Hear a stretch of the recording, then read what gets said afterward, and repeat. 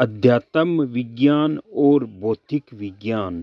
Summer सदगुरुदेव श्री रामलाल जी सिया की जय हो। दादा गुरुदेव ओम श्री गंगाईनाथ जी योगी की जय हो।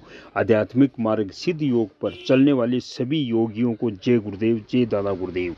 गुरु सियाग सिद्ध योग एक ऐसा योग है, ऑटोमेटिक योग है। आपको कहीं जाना नहीं है, 1 रुपया किसी को देना नहीं है, केवल घर में रहकर आपको आराधना करनी है, मंत्र का जप करना है। जो होगा उसी मंत्र से होगा और जो आपके जीवन में परिवर्तन आएगा उसी मंत्र से आएगा। आपको 20 साल 30 साल लगे नहीं रहना है, केवल 15-20 दिनों में जो होगा आप पूर्ण समर्पण के साथ आराधना करोगे, विश्वास के साथ, तो आपके हर समस्या का समाधान हो जाएगा। भौतिक जीवन की चाहे कोई भी समस्या क्यों ना हो, मंत्र का जप करने से आपको सारी समस्या का समाधान मिलेगा।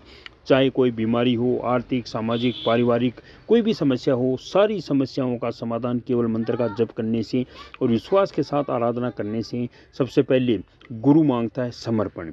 अगर आपका समर्पण है, भाव है, तो आपकी नैया पार लग जाएगी।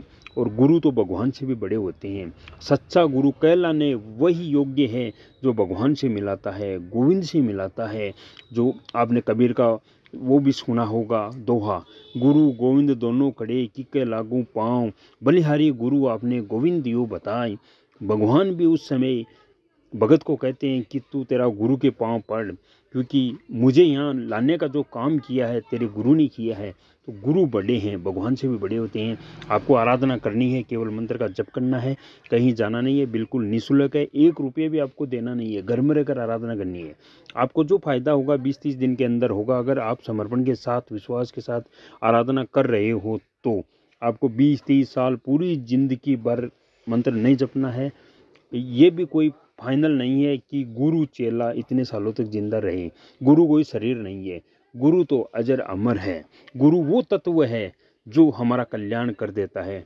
और हमारे सदगुरुदेव श्री रामलाल जी सिया आ गए, वो तो साक्षात 10 अवतार है, विष्णु के कल के अवतार है, जो सारी मानव जाति का उद्धार करेंगे। अब हम वीडियो देखते हैं सिद्ध योग जो गुरु सियाग सदगुरुदेव के हाथों से लिखी हुई है, उसका वीडियो देखते हैं। अध्यात्म विज्ञान और भौतिक विज्ञान में क्या फर्क है। उत्थान पतन के प्रकृति के अटल सिद्धांत के कारण आज योग दर्शन लोप प्राय हो चुका है, जबकि सांख्य दर्शन भौतिक विज्ञान ने बहुत अधिक तरक्की कर ली है।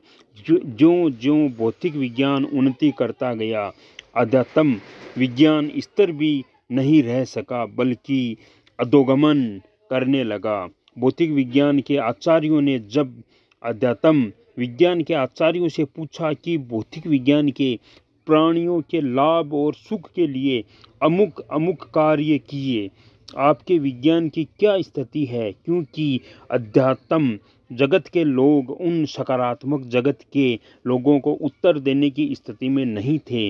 अतः उन्होंने अपनी प्रतिष्ठा बचाने के लिए एक काल्पनिक लक्ष्मण रेखा से विश्व को 2 भागों में विभक्त कर दिया, स्वयं को असितक घोषित कर दिया और भौतिक विज्ञान के सच्चे लोगों को नास्तिक की संज्ञा देकर अपने झेप मिटाने का असफल प्रयास करने लगे।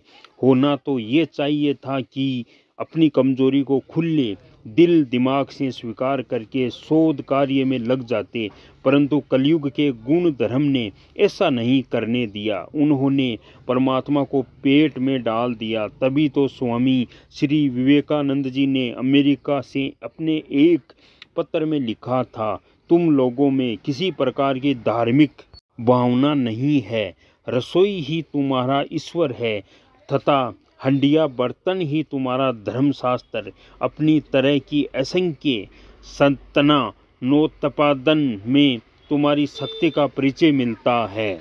एक बार मनुष्य झूठ बोल देता है तो उसे छिपाने के लिए झूठ पर झूठ बोलना ही चला जाता है। इस प्रकार वह मात्र झूठ के अंबार ही लगाता है। योग दर्शन मात्र वेदांत दर्शन की देन है। करीब 100 साल पहले स्वामी जी का पत्र लिखा हमारे धर्म का जो चित्र प्रस्तुत करता है वह बहुत ही निराशाजनक है। हमें इसे स्वीकार करना पड़ेगा कि कलयुग के गुण धर्म के कारण आज हम उस स्थिति से कुछ नीचे ही गिरे हैं।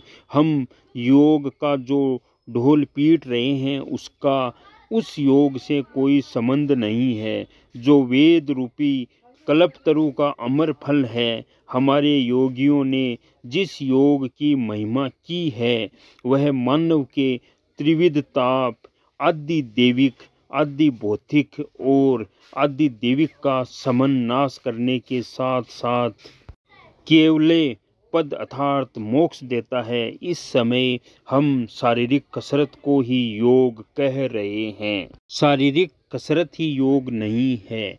गुरु सिद्ध योग है जिसमें आपको ऑटोमेटिक योग होगा, आपकी सारी समस्याओं का समाधान होगा, आपके शरीर की जो बीमारी है पहले वो खत्म होगी, फिर आपको मोक्ष मिलेगा। आप ये आराधना कर सकते हो, केवल मंत्र सुनना है आपको गुरुदेव की आवाज़ में, फिर आपकी दीक्षा हो जाएगी। आप उठते बैठते खाते पीते नहाते काम करते हर एक काम करते मंत्र का जप करते रहो, 2 टाइम ध्यान करते हो, आपका कल्याण हो जाएगा, आपका परिवार का कल्याण हो जाएगा, आपको इस जीते जी जीवन में कल्याण हो जाएगा, आपका मोक्ष हो जाएगा। मोक्ष जीते जी होता है, मरने के बाद में कुछ भी नहीं होता है। जो जीते जी मोक्ष आपको इसी मंत्र से मिलेगा, आपकी सारी इच्छाएं समाप्त हो जाएगी। आप ये आराधना कर सकते हो। जय गुरुदेव, जय दादा गुरुदेव।